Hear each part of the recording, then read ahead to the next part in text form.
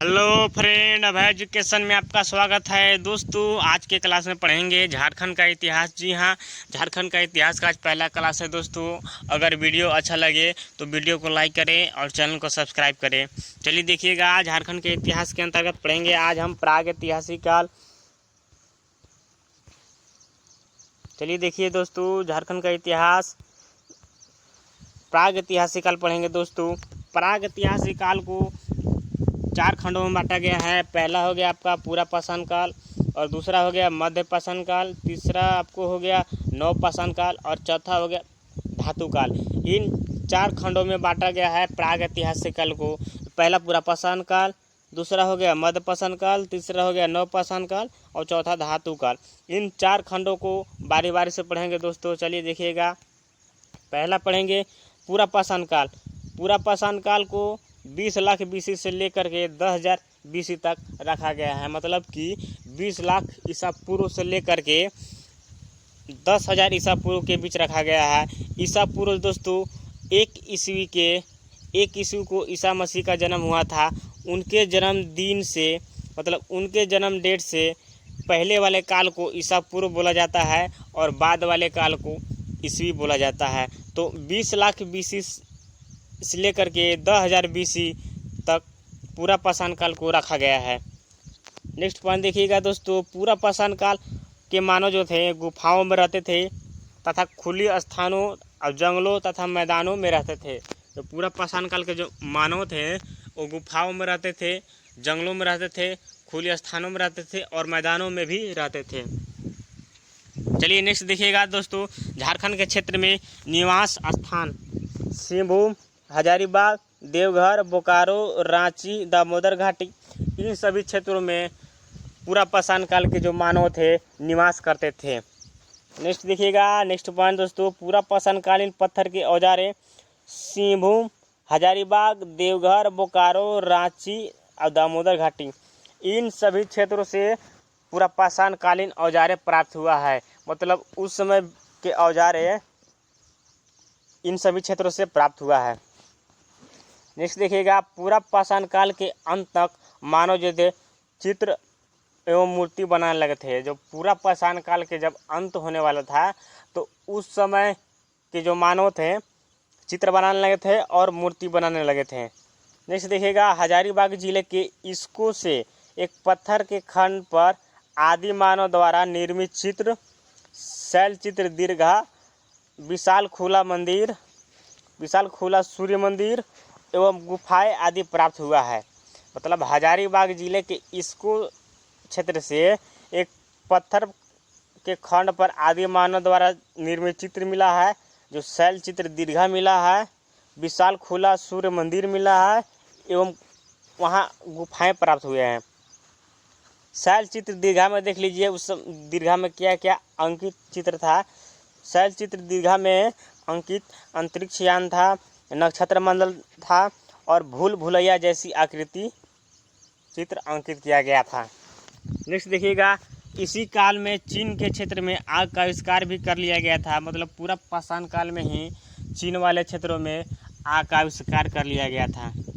चलिए नेक्स्ट देखिएगा दोस्तों, दूसरा हो गया आपका मध्य पाषाण काल। जी हाँ, मध्य पाषाण काल 10,000 ईसा पूर्व से लेकर के 8,000 ईसा पूर्व के बीच मध्य पाषाण काल को रखा गया है। मतलब 10,000 BC से लेकर के 8,000 BC के समय तक मध्य पाषाण काल को रखा गया है। नेक्स्ट पॉइंट देखिए, इस काल में पत्थरों के औजार छोटे एवं धारदार होगा, जिसे माइक्रोलिथ या लघु पाषाण उपकरण कहते हैं। जो मध्य पाषाण काल है, इस काल के पत्थरों के औजार जो थे छोटे एवं धारदार हो गए, जिसे माइक्रोलिथ या लघु पाषाण उपकरण कहते हैं। नेक्स्ट पॉइंट देखिए, इस काल में हड्डियों एवं लकड़ियों के अस्त्र का निर्माण करने लगे। मतलब जो इस काल है मध्य पाषाण काल, इस काल के जो मानव थे हड्डियों एवं लकड़ियों के अस्त्र बनाने लगे थे। नेक्स्ट देखिएगा, झारखंड में मध्य पाषाण काल के औजारों की प्राप्ति स्थल धनबाद, दुमका, पलामू, रांची एवं सिंहभूम आदि क्षेत्र है। मतलब कि इन सभी क्षेत्रों से मध्य पाषाण कालीन औजारें प्राप्त की गई है। नेक्स्ट देखिएगा दोस्तों, तीसरा आपका हो गया नवपाषाण काल।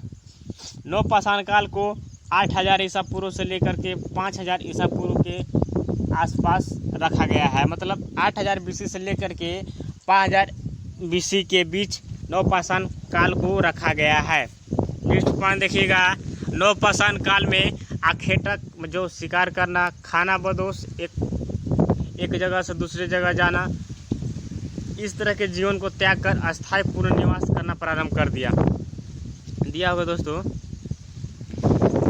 नवपाषाण काल में जो थे मानव आखेटक जो शिकार करना, पहले शिकार करते थे उनको, और खाना बदोश जो हो गया उसको त्याग करके एक अस्थायी जीवन जीना प्रारंभ कर दिए। इस काल में मानव वस्त्रों के रूप में जानवरों के खालों का प्रयोग करने लगे।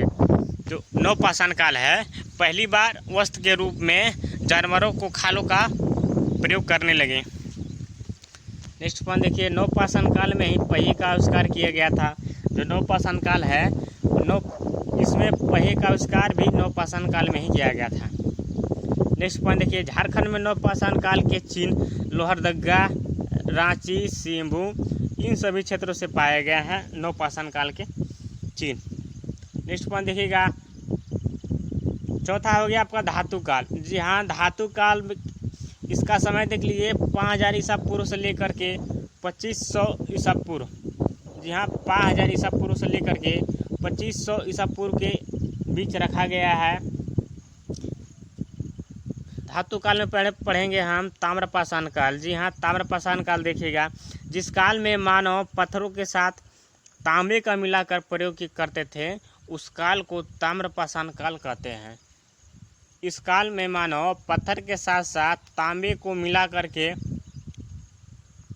प्रयोग करते थे, तो इस काल को हम ताम्रपाषाण काल कहते हैं। तांबे का सर्वप्रथम प्रयोग 5000 ईसा पूर्व में किया गया था। पहली बार इसका प्रयोग दोस्तों 5000 ईसा पूर्व में किया गया था। नेक्स्ट पॉइंट देखिए, झारखंड में तांबे की खोज सिंहभूम क्षेत्र में हुआ। जो झारखंड में है तांबे की खोज इस सिंहभूम वाले क्षेत्र में हुआ। नेक्स्ट पॉइंट देखिएगा, झारखंड के जो जनजाति थे, असुर, बिरजिया, बिरहोर, ये सभी तांबा गलाने का कार्य करते थे। उस समय धातु काल के अंतर्गत जो झारखंड के जनजाति थे, असुर जनजाति, बिरजिया और बिरहोर, ये लोग झारखंड में तांबा गलाने का कार्य करते थे। नेक्स्ट पॉइंट देखिएगा, तांबे की कुल्हाड़ी की प्राप्ति यहीं से हुआ है। तांबे की कुल्हाड़ी ताम्रपाषाण काल में ही झारखंड से ही प्राप्त हुआ है। नेक्स्ट पॉइंट देखिए, हजारीबाग के बाहर गंडा से 49 तांबे की खानों के अवशेष मिले हैं। हजारीबाग के बाहर गंडा से 49 तांबे की खानों के अवशेष प्राप्त हुआ है। नेक्स्ट पॉइंट देखिएगा, कांस्य काल, कांस्य युगीन काल देख लीजिए। झारखंड में कांस्य युगीन काल, इसका समय है 2500 से लेकर के 1750 BC तक, मतलब 1750 ईसा पूर्व तक कांस्य युगीन काल का समय है। इस काल के अंतर्गत हड़प्पा सभ्यता को रखा गया है। मतलब कांस्य युगीन काल के अंतर्गत हड़प्पा सभ्यता को रखा गया है। झारखंड में अभी तक इसका पुरातात्विक प्रमाण नहीं प्राप्त हुआ है। मतलब कांस्य युगीन काल का पुरातात्विक साक्ष्य जो है अभी तक प्राप्त नहीं हुआ है झारखंड में। नेक्स्ट देखिएगा, लौह युग। जी हाँ, लौह युग देख लीजिए। झारखंड में लोहे का खोज लगभग 1000 ईसा पूर्व के आसपास किया गया। लोहे का खोज 1000 ईसा पूर्व के आसपास हुआ है। झारखंड में लौह युग का प्रारंभ असुरों के द्वारा हुआ था। मतलब झारखंड में लौह युग का प्रारंभ असुरों के द्वारा हुआ था। नेक्स्ट पॉइंट देखिए, झारखंड में लोहे का प्रयोग असुर के द्वारा किया जाता था। इसका अनेक प्रमाण मिले हैं। मतलब झारखंड में असुरों के द्वारा प्रयोग किया जाता था, इसका अनेक प्रमाण मिले हैं। नेक्स्ट देखिएगा दोस्तों, आज के क्लास यहीं तक दोस्तों। अगर वीडियो अच्छा लगे तो वीडियो को लाइक कीजिएगा और चैनल को सब्सक्राइब कीजिएगा दोस्तों। धन्यवाद।